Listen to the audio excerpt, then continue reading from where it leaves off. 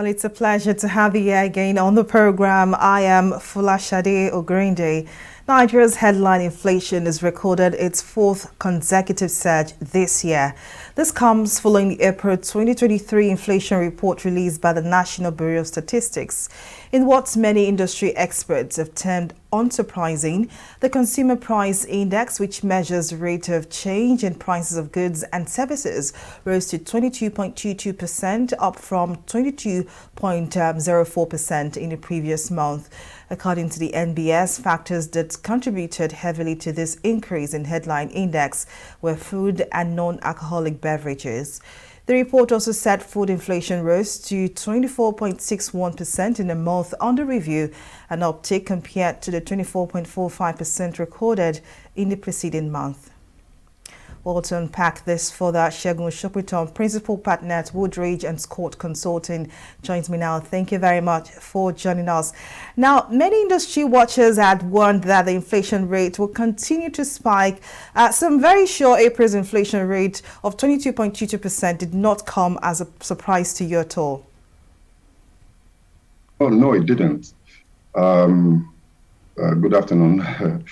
So of course it didn't come as a surprise, because if you think about the factors that are driving inflation in Nigeria at the moment, you find that to a very large extent it's less to do with monetary policies, fiscal policies, and more to do with the cost push factor and a number of other things that are happening in Nigeria as a society.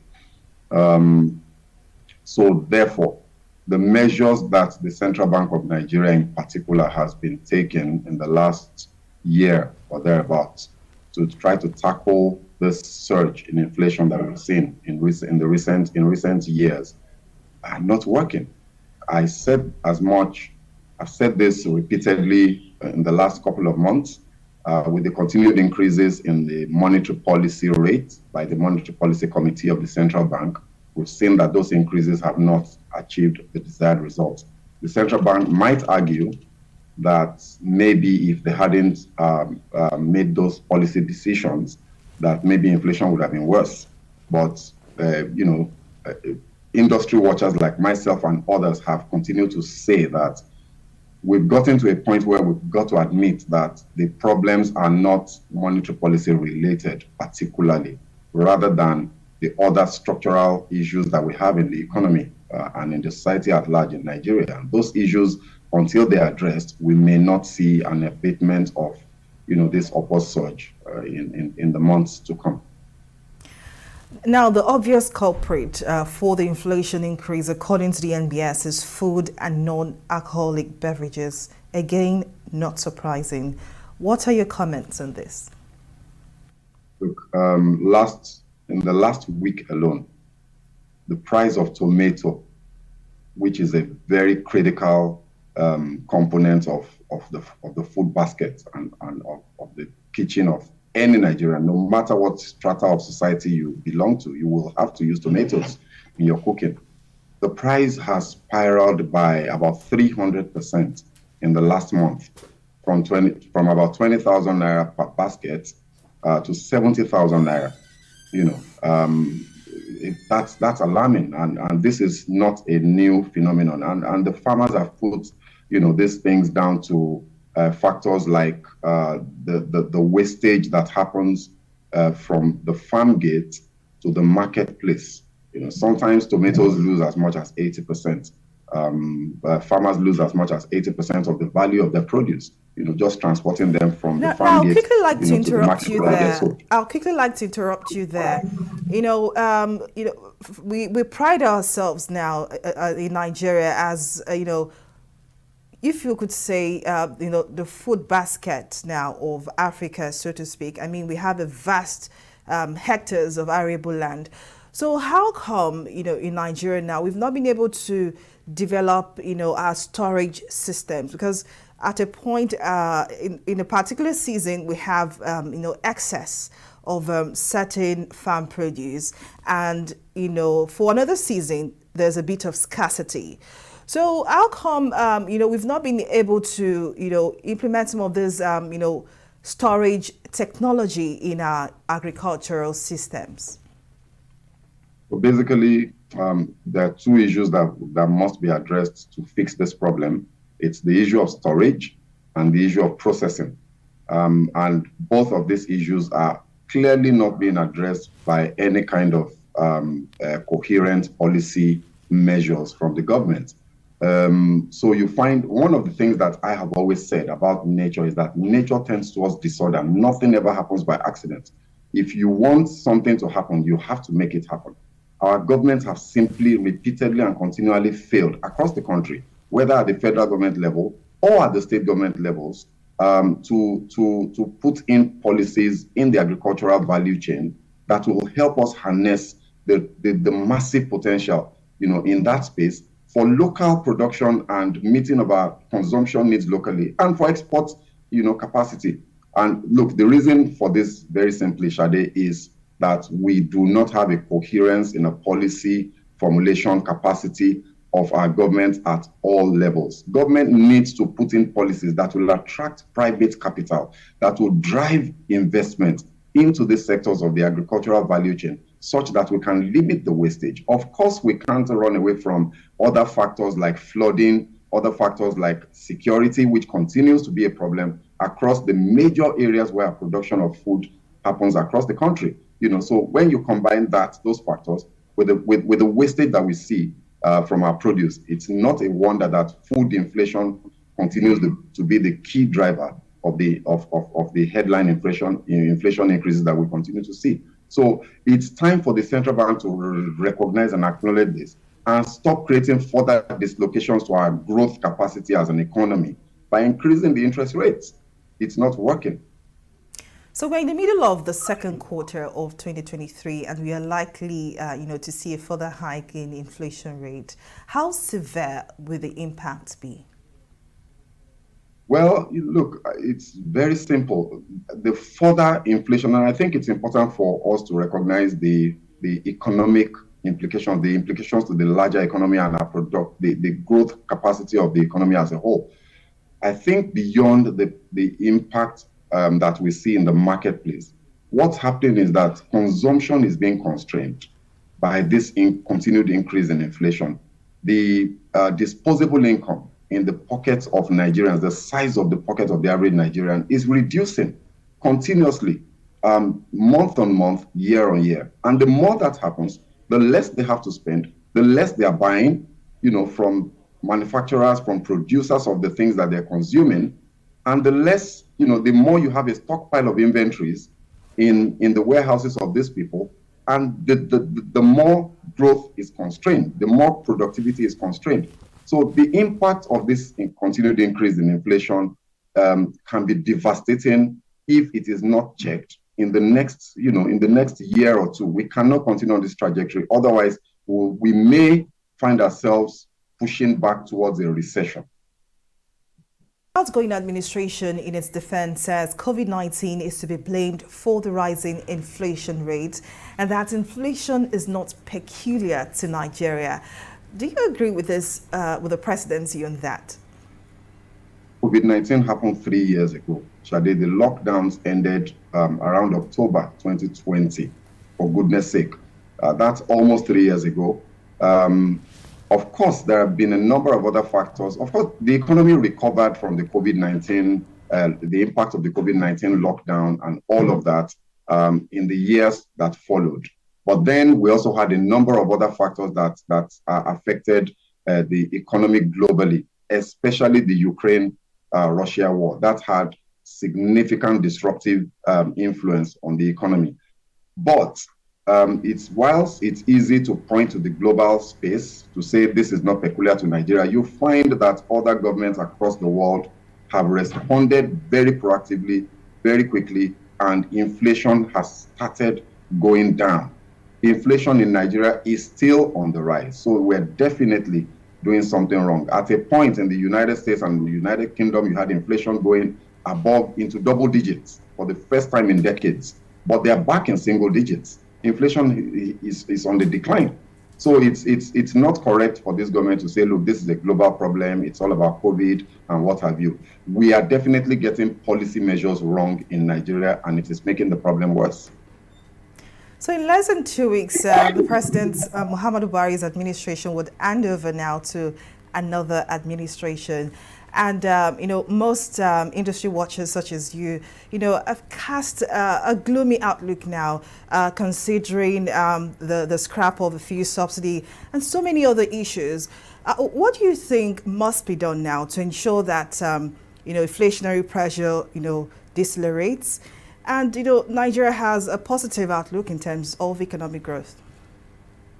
I think the first thing that obviously must not happen is that subsidy must not be taken out. And I think that the government is beginning to see this. And there's a bit of a reduction in the aggressiveness of the stance of government. So this government has said they are not going to implement it anymore. And I'm sure that when the incoming administration comes in, they will definitely not consider that in their first few months, for obvious reasons. If you remove fuel subsidy, you are talking of 22%, 22.22% inflation now. Well, get yourself ready for whatever growth rate you see in inflation if subsidy goes. So that's one of the first things that this incoming administration must not do, is the removal of subsidy. That has to be shelved for now, shifted forward, and other fundamental foundational issues needs to be addressed before that can be confronted. Then I think one of the key issues that the incoming administration must address is the size of the Nigerian budget. We're under budgeting grossly, relative to the size of our population, relative to the size of our GDP. And tied to that, of course, is the revenue generating capacity of the federal government. So that has to be ramped up significantly in a very creative way that doesn't further impact the purchasing power, spending capacity of consumers in the country, so that you don't continue to worsen the growth conundrum. So for me, I think one of the key policy measures that this incoming administration must pursue is the growth in the revenue profile of the government. Diversification of its revenue clearly is needed, and then growth in the revenue profile must be addressed. Agriculture also needs to be looked into as a matter of, if you like, a national emergency. There has to be deliberate policies to attract private capital into that space, to ensure that all of the weaknesses in the value chain in that sector can be addressed in a very coherent manner over the next 2 years. Well, indeed, Segun Shopinton, Principal Partner at Woodridge and Scott Consulting, thank you very much for this analysis and for your insight. Thanks for having me. Well, we'll take a short break here, but when we return, we'll be discussing Nigeria's crude oil output drop and its impact on the nation's economy. To stay with us.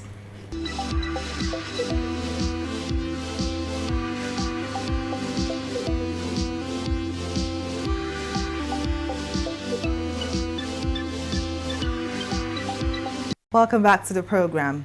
The reoccurring issue of oil theft and pipeline vandalism continues to be a threat to Nigeria's oil production output. In April 2023, Nigeria yet again failed to meet its OPEC quota of 1.8 million barrels per day, losing its status as Africa's largest oil producer to Angola. According to OPEC, Nigeria recorded an output of 999,000 barrels per day in April, representing the lowest production rate the nation has recorded in 2023. The federal government has blamed increased oil theft in the oil-producing region of the Niger Delta to the drop in crude oil production volume. But for more insight, Bala Zakka, oil and gas expert, joins me now. Thank you very much for joining us. Now, what are the causes of this drop in production? Well, there are many reasons why the production in Nigeria has really gone down. But I can summarize them using a simple phrase. And that simple phrase is business climate hostilities. And sometimes when we use a pregnant phrase like that, there is a need to expatiate.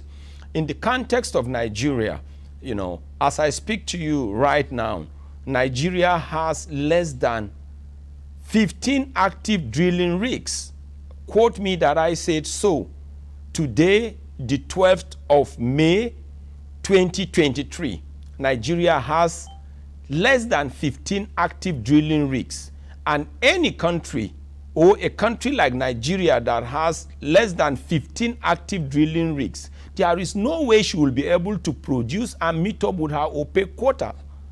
So some of the reasons why Nigeria is having issues with our production are as follows. One, the level of insecurity is very, very high. You know, they are losing so much of their production to thieves and vandals. That's one point. Secondly, I mean, they have issues of contract cycles delays or contract renewal delays.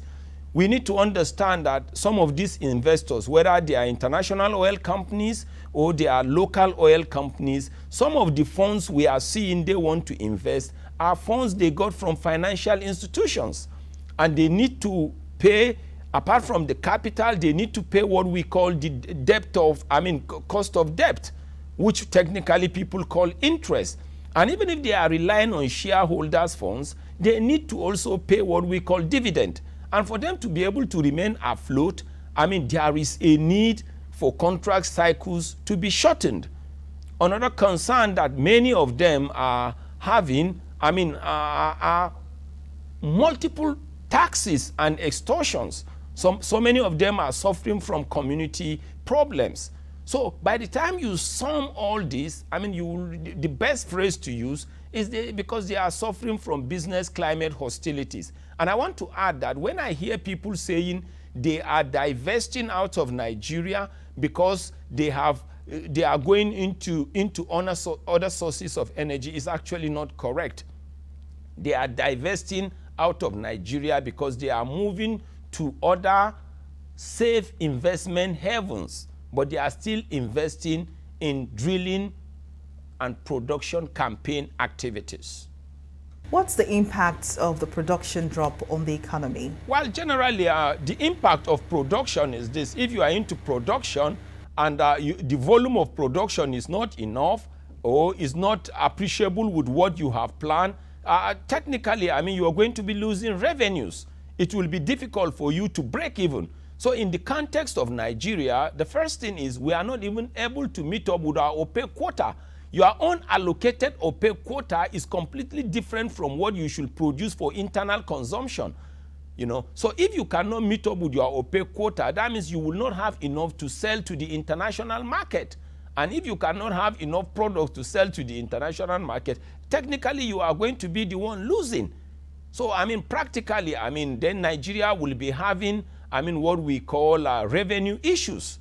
Because the quota is there, we are not able to meet up with that. That means revenues will be affected. And if revenues will be affected, then we are not likely to be able to meet up with our budget deficits and solving our internal problems and building our external reserves. Now, how does this continuous decline in crude oil production impact foreign exchange supply in the country? Well, okay, foreign exchange is slightly different. Foreign exchange is dependent on the interplay of our exports and our imports. But like everybody knows, Nigeria is more of an importing nation than an exporting nation. And that will technically take us to what we call our GDP. You know, in the GDP equation, you have what we call export-import differentials. As we speak right now, Nigeria's export-import differential aspect of the equation is heading towards zero or negative.